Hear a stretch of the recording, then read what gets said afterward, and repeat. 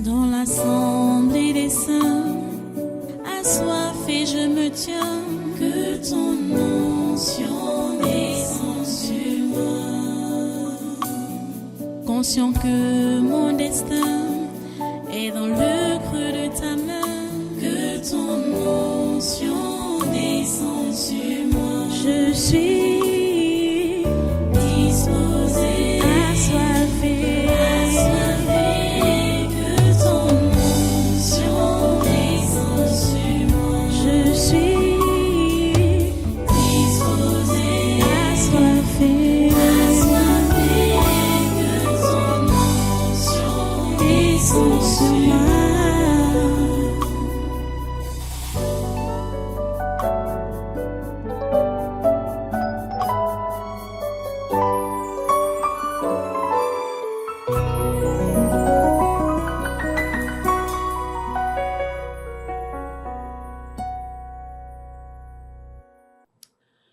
J'espère que tu es là. Tu ouvres donc avec moi dans 1 Pierre chapitre 3. 1 Pierre chapitre 3, versets 8 et 9. C'est par ces deux versets qu'on commence notre leçon de ce jour. Nous lisons. Enfin, soyez tous animés des mêmes pensées et des mêmes sentiments, plein d'amour fraternel, de compassion, d'humilité. Ne rendez point mal pour mal ou injure pour injure. Bénissez au contraire, car c'est à cela que vous avez été appelés, afin d'hériter la bénédiction. Prions le Seigneur. Dieu trois fois saint, nous te remercions pour ta parole de ce jour. Nous prions que tu nous donnes ta grâce d'avoir les oreilles des disciples et de comprendre l'interpellation et la leçon du jour. S'il te plaît, Père Saint, nous voici devant toi comme des enfants. Donne-nous les oreilles des disciples, ô Dieu. Donne-nous les oreilles des disciples. Merci, Père Saint, de le faire. À toi la gloire, l'honneur et la puissance. Au nom puissant de Jésus, nous avons prié. Amen. Amen. Voilà, prenez place en sainte présence. Et soyez tous les bienvenus à ce conquête du surnaturel de ce 28 novembre 2024. Nous enseignons toujours sur la vie chrétienne normale. Et nous parlons sur l'amour. La vie chrétienne normale demande que chaque chrétien puisse avoir la nature de Dieu et manifester donc cette nature de Dieu. Et cette nature de Dieu, c'est l'amour. L'amour. Pierre interpelle tous les chrétiens, tous les born again, tous les nés de nouveau, tous les enfants de Dieu. Il dit enfin, soyez tous, il dit tous, c'est tout le monde, hein? Soyez tous animés des mêmes pensées et des mêmes sentiments. Soyez tous animés des mêmes pensées. Chers amis, je vais vous poser une question. Est-ce que c'est possible parmi vous là d'avoir les mêmes pensées? Écoutez, ce n'est pas impossible, si la Bible nous le demande, d'avoir les mêmes pensées. Mais pourquoi est-ce que on peut donc avoir des pensées différentes alors que nous sommes appelés à avoir les mêmes pensées, les mêmes sentiments? On comprend. La raison est simple. C'est parce que l'amour fraternel n'est pas rempli en nous. C'est ça. L'amour fraternel n'est pas... Si on était plein d'amour fraternel, on aurait également les mêmes pensées, on aurait les mêmes sentiments. Comprenez? On aurait les mêmes pensées, on aurait les mêmes sentiments. Si on avait l'amour, si on était plein d'amour fraternel, plein de compassion, parce qu'en fait, quand tu es plein d'amour fraternel, forcément, tu seras plein de compassion. Et forcément, tu seras plein d'humilité également. Vous comprenez? Plein. La Bible nous dit d'être plein.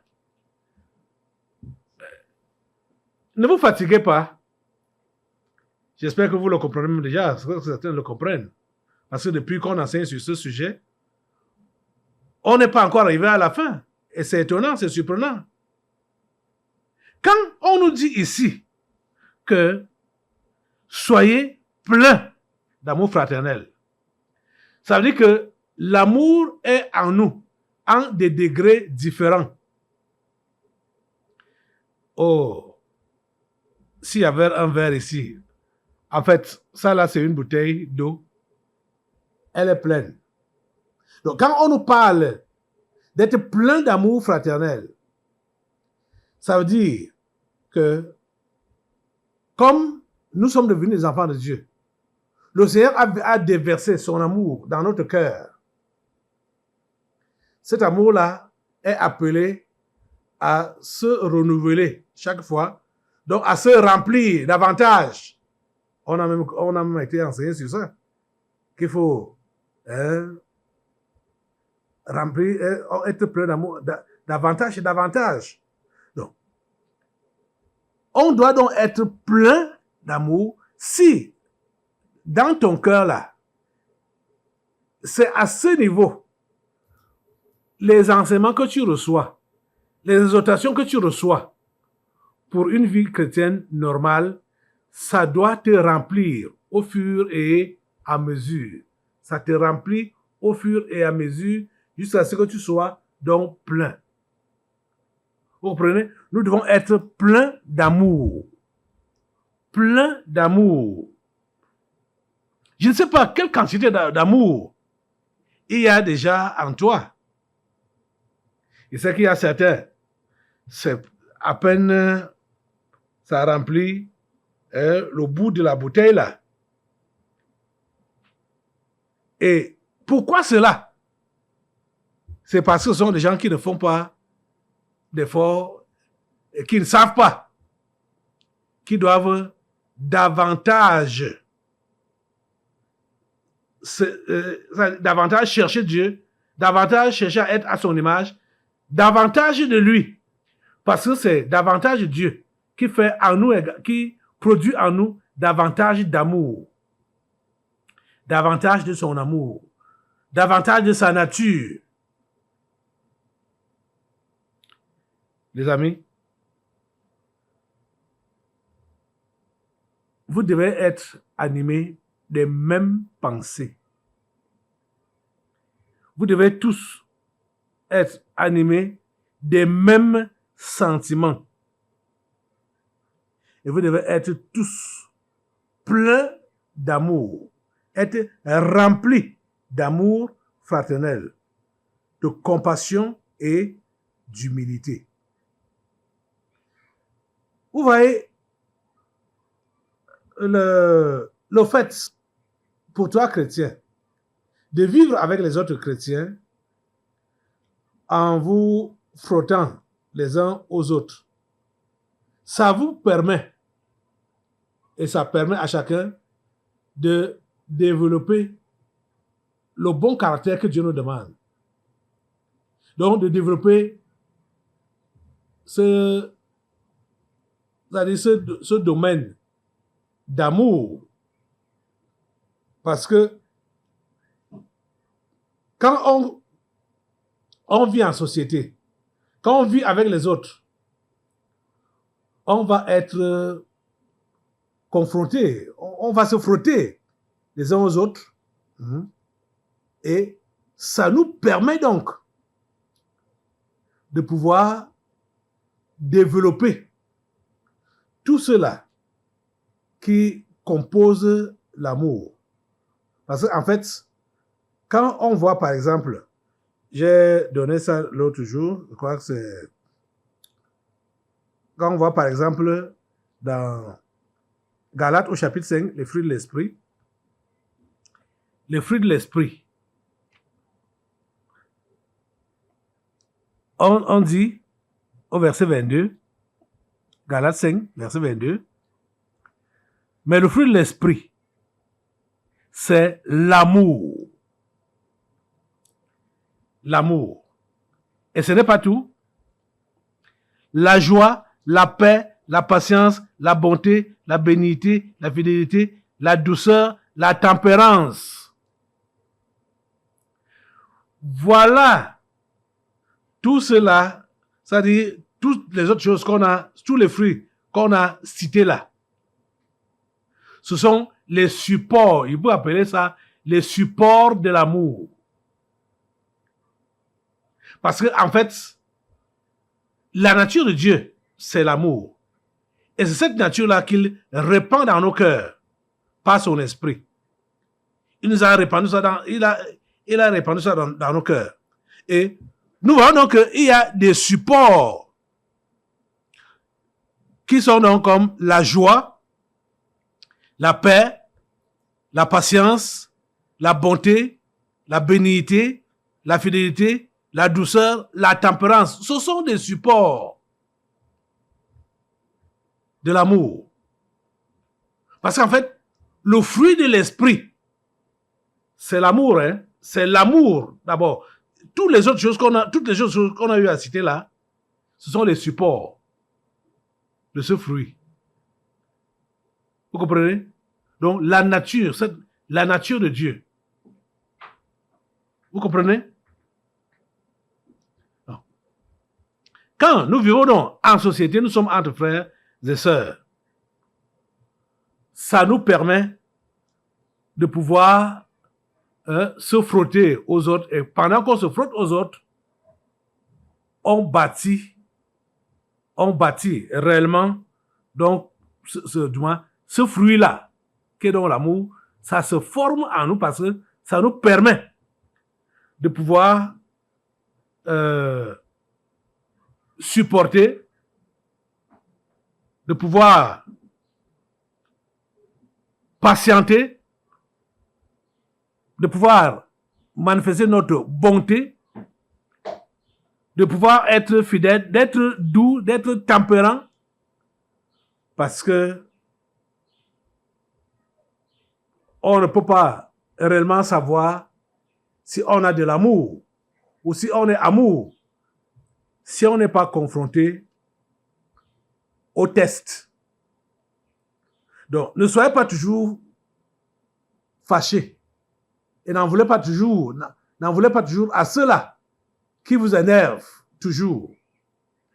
Ceux-là qui vous énervent toujours sont là pour façonner votre caractère. Ils sont là pour vouloir solidifier votre amour. Parce que l'amour est un peu comme, je peux prendre l'exemple du béton.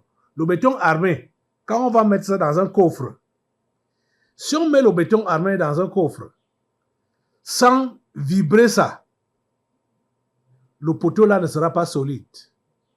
Ça ne sera pas solide. C'est un béton armé. Il y a les fers qui ont déjà été tissés. Il y a le mortier qui est mélangé avec les pierres. Il y a du ciment.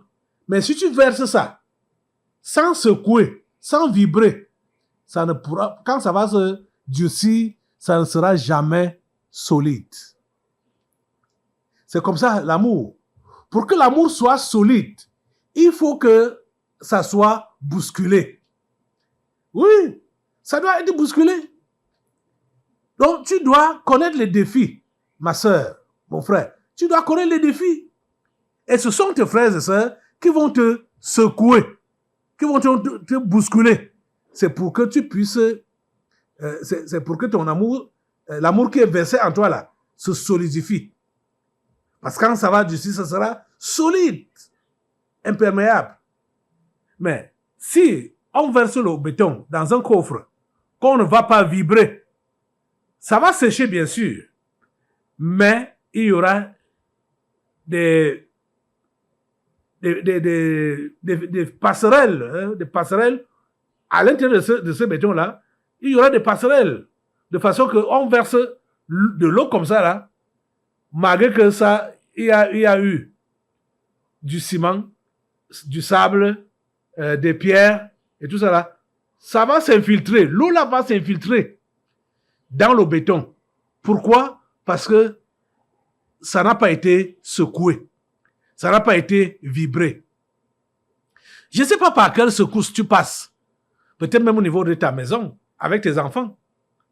Tes enfants peuvent être pour toi comme ces vibrants-là. Je ne sais pas comment on appelle cette histoire-là qu'on on vivre le béton avec. Tes enfants peuvent être utilisés comme cet engin-là avec leurs attaques, leurs comportements, les choses qu'ils vont faire. Ou alors, c'est ton frère ou ta sœur ou même tes collègues de service. Ça peut être n'importe qui ou même n'importe quoi. Mais ces choses-là seront là pour te permettre à solidifier l'amour qui est en toi. L'amour que Dieu a mis en toi. Donc, de façon à soit le remplir pour le solidifier. Plein d'amour. Vous voyez? Et bon, j'ai remarqué ça dans les constructions. C'est au fur et à mesure qu'on remplit le coffre qu'on a fait, donc soit le poteau qu'on veut donc couler pour que ça devienne dur là, on ne remplit pas ça d'un coup. On ne remplit pas ça une seule fois. On remplit au fur et à mesure. Et pendant qu'on remplit, on est en train de vibrer ça. Quand on nous dit ici que soyez tous animés des mêmes pensées et des mêmes sentiments, pleins d'amour fraternel, pour que cet amour-là se remplisse en nous là, il doit toujours être secoué. Il doit toujours être secoué. Donc, pour qu'il n'y ait pas de faille, qu'il n'y ait pas d'infiltration, quand on pourra être face aux intempéries, comme l'eau, par exemple. Vous savez, le béton qui n'est pas bien coulé, ou qui n'a pas été bien coulé, on n'a pas bien vibré, tu vas mettre ça dans l'eau, l'eau va entrer. Et quand l'eau entre, ça va toucher le fer qui est dedans, ça va affecter le fer là. Ce poteau-là n'est plus solide à cause de ces... parce que ça n'a pas été bien vibré. Donc, s'il te plaît, ne refoule pas tout d'un coup les épreuves, du moins les attaques ou les titillements que tu peux recevoir de la part des autres. C'est là pour te permettre de bien remplir l'amour de Dieu qui est en toi et de le solidifier. Parce que il faut qu'il soit testé à des épreuves contraires. Afin donc, quand il a donc résisté à ces épreuves-là, c'est là qu'il peut rendre un bon service. Et c'est là qu'il va réellement faire ce que Dieu a prévu qu'il doit faire. Parce que on voit que au verset 9, on nous dit ne rendez point mal pour mal. Donc, quand l'amour a été bien rempli en toi là, tu ne pourras plus être le genre qui fait que dès que on le taquine, on l'injurie, il rend directement aussi par l'injure. On le tape, il rend aussi par une gifle. Hein? Ne rendez point mal pour mal, ou injure pour injure. Vous comprenez? Oh mon Dieu. Donc, si l'amour n'a pas été rempli en toi là, si l'amour n'a pas été bien vibré, et que tu as accepté que ce soit vibré pour être solide, je te dis, quand on va te faire du mal, tu vas rendre le mal. Quand on va t'injurier, tu vas injurier. Tu ne seras pas prêt à bénir, tu seras seulement prêt à maudire. Il dit, ne rendez point mal pour mal ou injure pour injure. Bénissez Au contraire, car c'est à cela que vous avez été appelés. Vous avez été appelés à bénir. Vous avez été appelés à la bénédiction, afin d'hériter la bénédiction. Vous comprenez? Et tout ça là passe par quoi?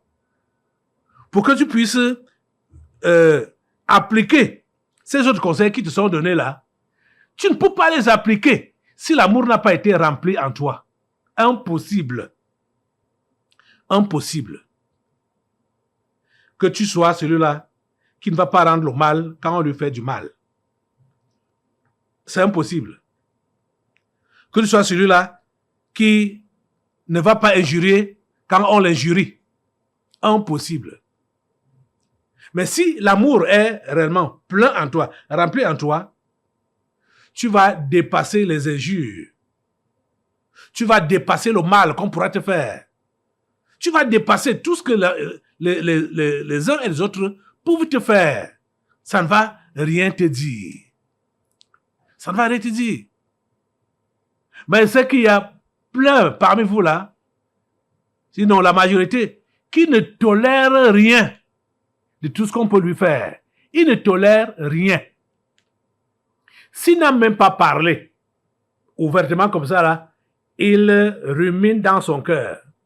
Il prend des dispositions dans son cœur. Il prend des décisions dans son cœur. Il prend les distances dans son cœur. C'est comme ça que la plupart d'entre vous là, vous agissez du tic au tac. Il suffit que vous soyez taquiné, il suffit que vous soyez provoqué. Vous allez prendre des dispositions pour vous défendre. Pourtant, ce n'est pas ça que la Bible vous demande de faire. Et pourquoi vous prenez les dispositions pour vous défendre? C'est parce que l'amour n'est pas plein en vous. L'amour n'est pas plein en vous. Donc, la personne qui est utilisée même par Dieu pour vous vibrer, pour vous secouer un peu là, vous prenez cette personne comme une malédiction à vos côtés. Hein? Et c'est là que vous êtes prêt à la maudire. Pourtant, c'est un instrument de Dieu. Cette sœur qui t'énerve là tout le temps, c'est un instrument de Dieu. Ce frère-là, c'est un instrument de Dieu. Cet enfant-là, ou ce patron-là, ou ces collègues-là, je vous dis que ce sont des outils de Dieu. Des instruments que Dieu utilise pour vous modeler, vous. Pour vous permettre de grandir ou d'être rempli de l'amour. Pour que vous montrez que vous êtes réellement rempli de l'amour. Vous comprenez ça? Mais plusieurs échouent, hein? Dès qu'ils sont mis à l'épreuve. Ils échouent. Lamentablement. Ils échouent. Mais je vous ai conseillé l'autre jour que ce n'est pas très grave si tu arrives d'échouer. Mais ça va être grave si tu échoues et tu restes couché. Que comme j'ai échoué, bon, ça va comme ça, je ne veux plus rien. C'est là donc que c'est grave. Très grave même. Si tu échoues, relève-toi et recommence. Essaye encore. D'aimer encore. Essaye d'aimer davantage. Continue à aimer. Continue. Persévère. Pousse. Va de l'avant. Ne t'arrête pas. Ne te décourage pas. Le chrétien n'est pas appelé au découragement. Vous devez le comprendre. Dieu a su dire à Josué, fortifie-toi et prends courage. Ne t'effraie point et ne t'épouvante point. Le chrétien ne doit pas être effrayé. Il ne doit pas perdre courage. Le chrétien doit toujours avancer. Vers là où Dieu lui dit d'avancer, hein? Pas vers le mal, mais vers là où Dieu lui dit d'avancer. Il doit toujours avancer. Toujours pressé, aller de l'avant. Il va t'arriver d'échouer. C'est vrai. Mais ne reste pas couché. Lève-toi et continue ta marche. Ou continue ta course. N'abandonne pas. Ne lève pas les bras pour dire que ça m'a dépassé. Parce que dans cette marche ou dans ce combat, tu n'es pas seul. Jésus est avec toi. Tu comprends? Et c'est vers lui que tes regards doivent être fixés vers Jésus. C'est lui l'auteur et le consommateur de notre foi. Tu as compris, non? C'est lui l'auteur et le consommateur de ta foi. Sans Jésus, tu ne peux rien faire. Mais avec lui, tu peux tout. Et tu dois le croire. Et tu dois être déterminé à aller de l'avant et à accomplir ce qu'il a dit que tu accomplisses. Ici donc, aujourd'hui, il te dit que ce qui doit t'animer ou vous animer entre vous frères, vous devez avoir les mêmes pensées. Les mêmes pensées. Quand on parle des pensées, c'est les pensées de Dieu. Hein? Donc, vous voyez donc que si vous n'êtes pas nourri de la parole de Dieu, vous ne pouvez pas avoir les mêmes pensées. Donc, ça c'est clair. Si vous n'êtes pas tous nourris de la parole de Dieu, vous ne pouvez pas avoir les mêmes pensées. C'est impossible. Parce que c'est la parole de Dieu qui modèle nos pensées et qui nous permet d'avoir donc les pensées de Dieu. Allons un peu dans Romains au chapitre 12. Romains chapitre 12. Alors,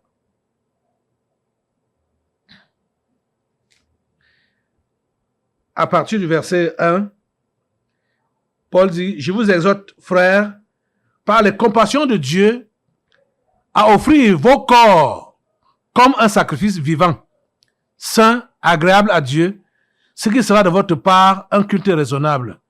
Ne vous conformez pas au siècle présent, mais soyez transformés par le renouvellement de l'intelligence, afin que vous discerniez quelle est la volonté de Dieu, ce qui est bon, agréable et parfait. Soyez comment? Transformés par le renouvellement de l'intelligence. Qu'est-ce qui va renouveler ton intelligence? Ce n'est que la parole de Dieu. C'est elle qui peut renouveler ton intelligence. Donc, c'est elle qui peut vous permettre d'avoir donc les mêmes pensées. Vous comprenez? Les mêmes pensées. Donc, il faudrait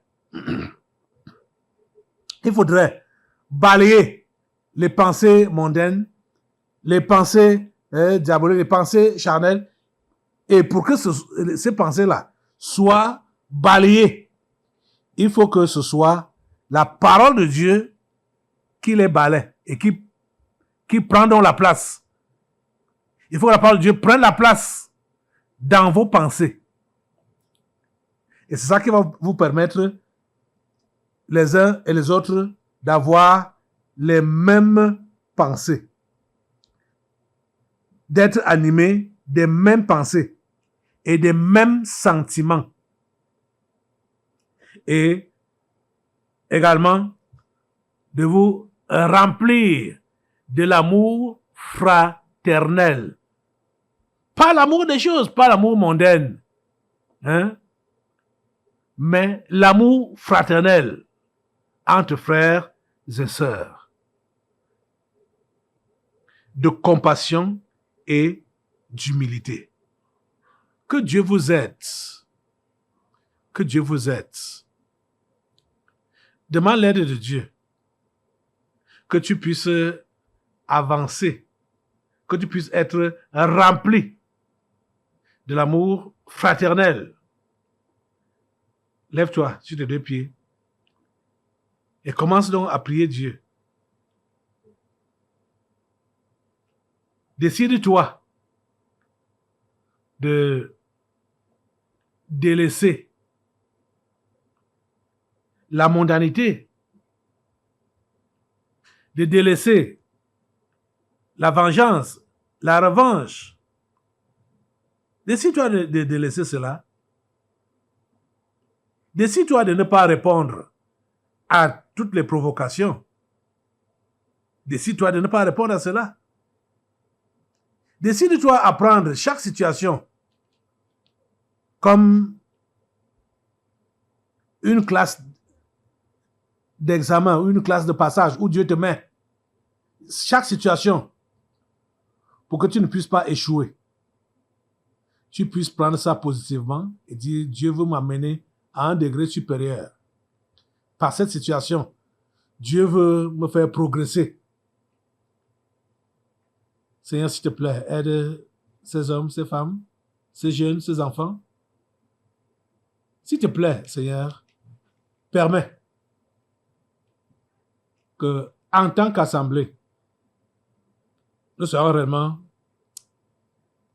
une assemblée qui t'honore, qui te représente sur cette terre. Oh Dieu, s'il te plaît, fais-le. Afin que les uns et les autres ne soient pas juste réactifs. Dès qu'ils sont injuriés, ils balancent l'injure. Ou dès qu'ils sont méprisés, eux aussi, méprisent. S'il te plaît, Seigneur, donne à tes enfants de te ressembler. C'est tout ce que je peux te demander. Qu'ils soient comme toi. Amour, comme toi. Au nom puissant de Jésus. J'ai prié. Amen. Assois-toi. Nous allons maintenant passer aux délivrances prophétiques. Dans l'assemblée des saints, assoiffé je me tiens, que ton onction descende sur moi. Conscient que mon destin